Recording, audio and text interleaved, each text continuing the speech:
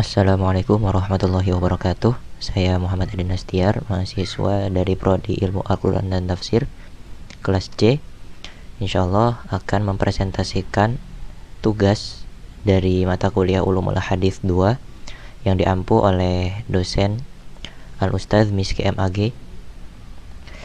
Dan pembahasan yang akan saya presentasikan adalah tentang 3 pendekatan pemahaman hadis klasik.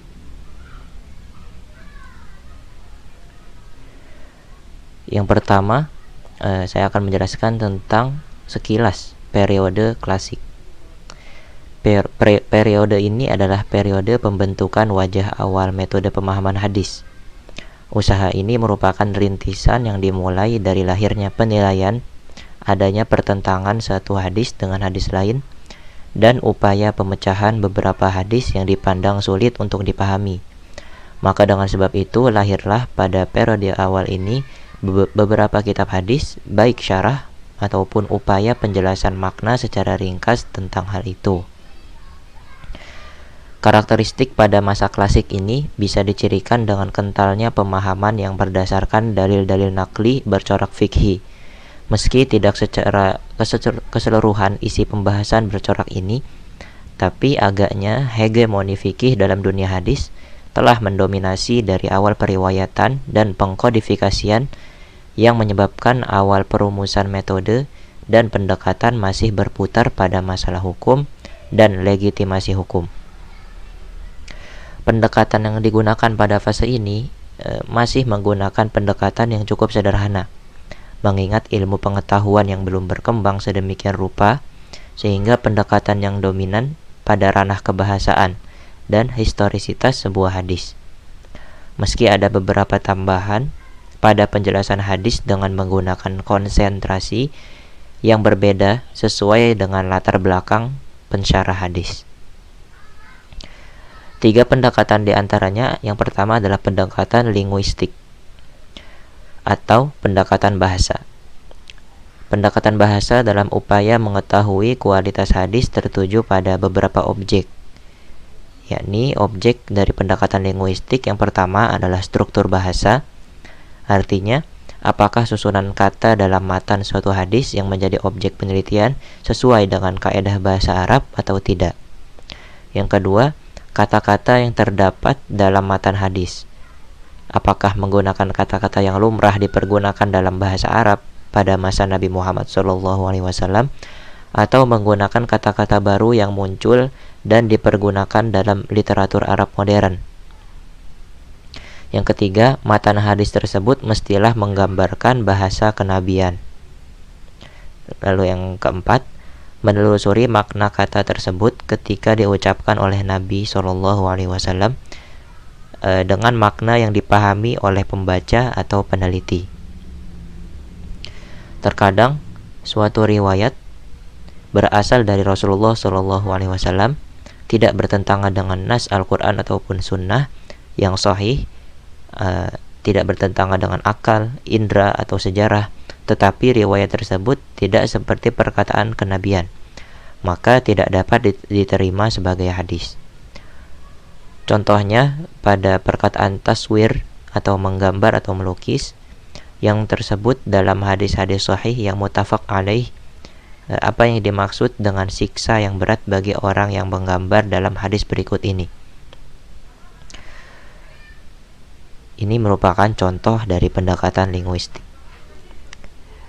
Haddatsana Abdullah bin Abdul Wahhab, haddatsana Yazid bin Zurai, akhbarna Auf an Sa'id bin Abil Husain qala kuntu 'inda Ibni Abbas radhiyallahu anhuma idh atahu rajulun faqala ya Aba Abbas inni insanun innama ma'ishati min san'ati yadi wa inni asna'u hadhihi tasawir faqala Ibnu Abbas la ahdathuka illa ma sami'tu Rasulullah sallallahu alaihi wasallam yaqul sami'tuhu yaqul man sawwara suratan fa innallaha mu'adzabuhu hatta yanfakha fiha ar-ruha wa laysa binafikhi fiha abadan faraba ar-rajulu rabwatan syadidatun wasfarra wajhuhu faqala wahyuka in abaita illa an tasna'a fa'alaika idza syajari kulla syai'in laisa fihi ruhu. Qala Abu Abdillah sami'a Sa'id bin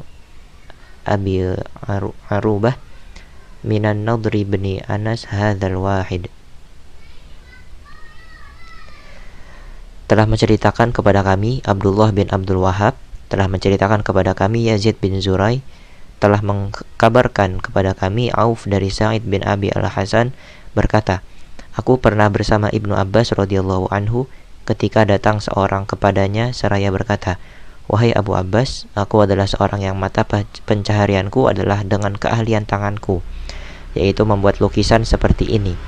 Maka Ibnu Abbas berkata, aku tidaklah menyampaikan kepadamu perkataan melainkan dari apa yang pernah aku dengar dari Rasulullah SAW, yang beliau bersabda, siapa yang membuat gambar lukisan, Allah akan menyiksanya hingga dia meniupkan ruh atau nyawa kepada gambarnya itu, dan sekali-kali dia tidak akan bisa mendatangkan selamanya. Maka orang tersebut sangat ketakutan dengan wajah yang pusat pasi, lalu berkata, bagaimana pendapatmu kalau aku tidak bisa meninggalkan kecuali tetap menggambar?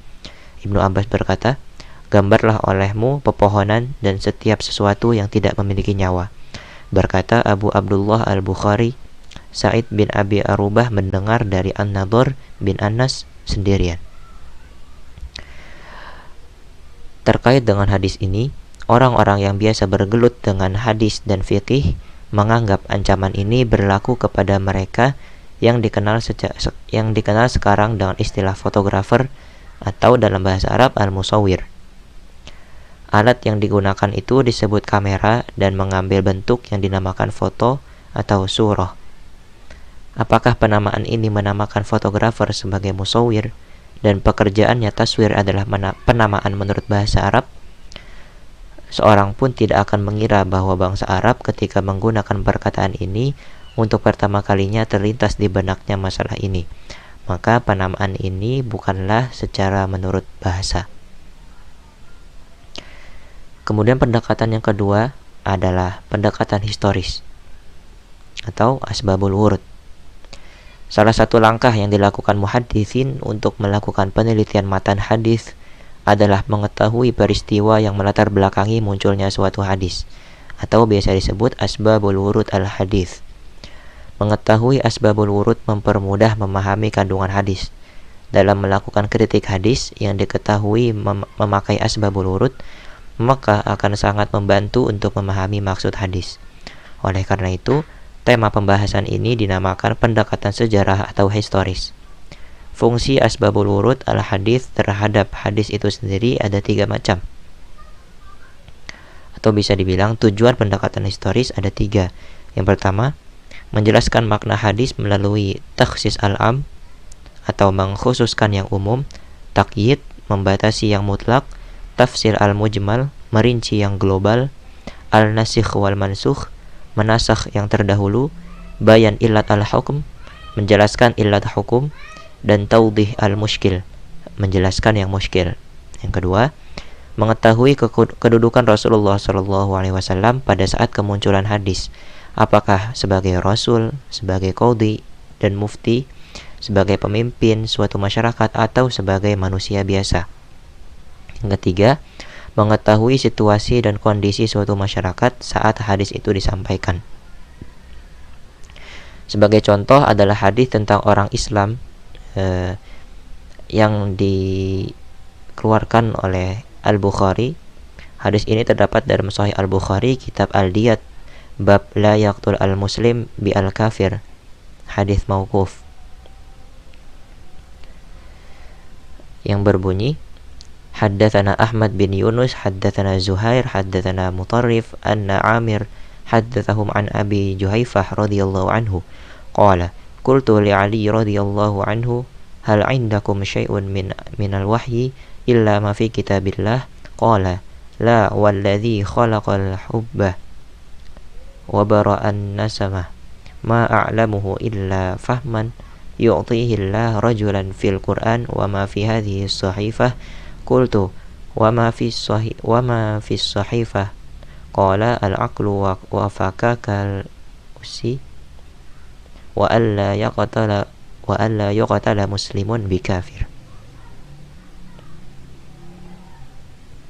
telah bercerita kepada kami Ahmad bin Yunus, telah bercerita kepada kami Zuhair, telah bercerita kepada kami Mutarrif, bahwa Amir bercerita kepada mereka dari Abu Juhaifah radhiyallahu anhu berkata, aku bertanya kepada Ali radhiyallahu anhu, apakah kalian menyimpan wahyu lain selain yang ada pada kitab Allah?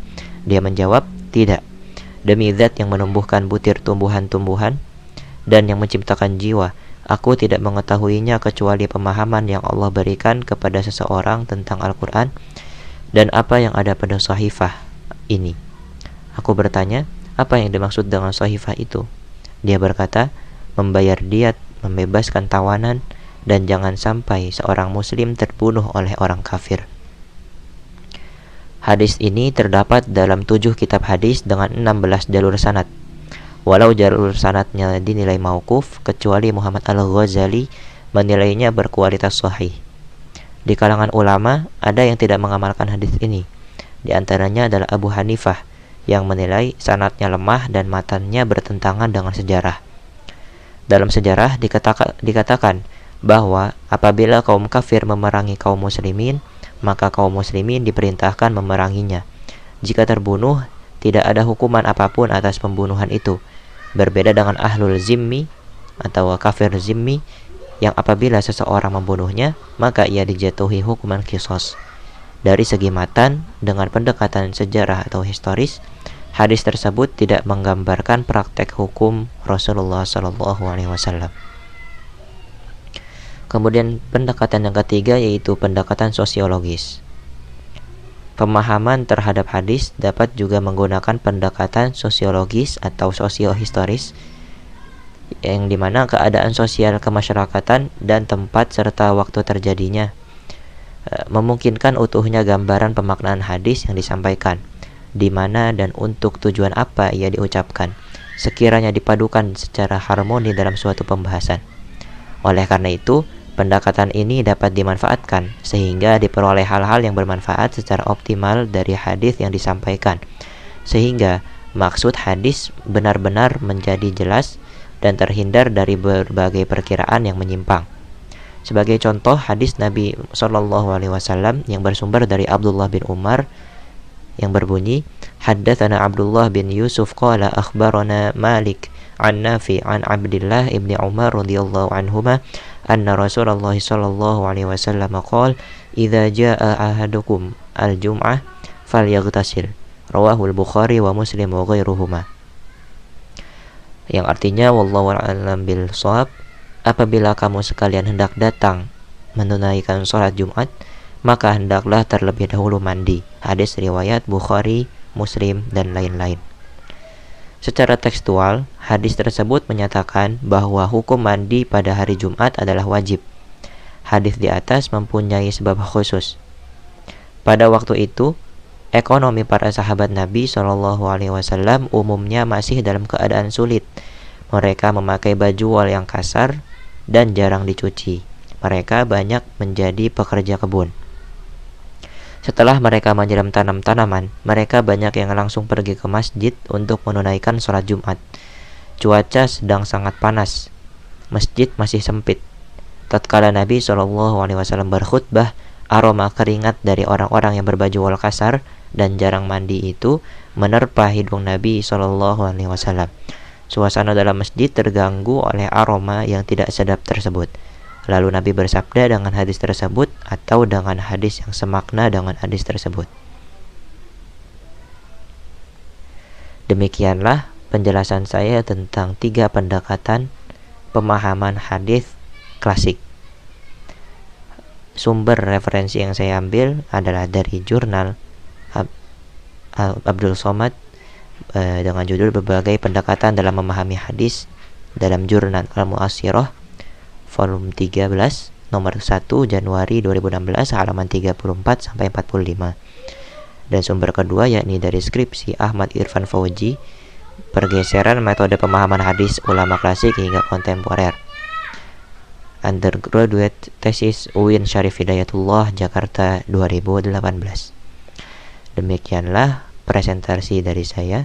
Semoga ada manfaat yang dapat diambil. Kurang lebihnya mohon maaf. Akhirul kalam, wallahul muwaffiq ila aqwamit thoriq. Wassalamualaikum warahmatullahi wabarakatuh.